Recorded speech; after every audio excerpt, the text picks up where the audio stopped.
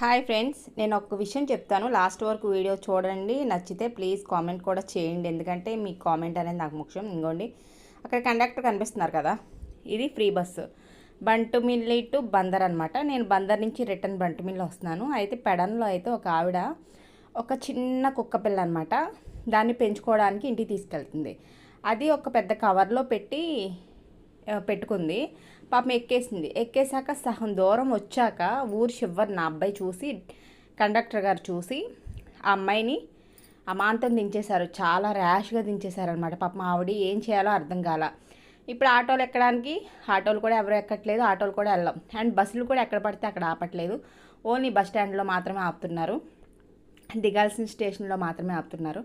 కానీ ఆ కండక్టర్ చేసిన పని అయితే నాకు నచ్చలేదు. పాపం ఆవిడ చాలా ఫీల్ అయింది, చాలా బతిమలాడింది. చిన్న పిల్లే కదండి, అదేం చేయదు కదా అన్నా సరే వినిపించుకోకుండా మూర్ఖత్వంగా ఆయన దింపేశాడు.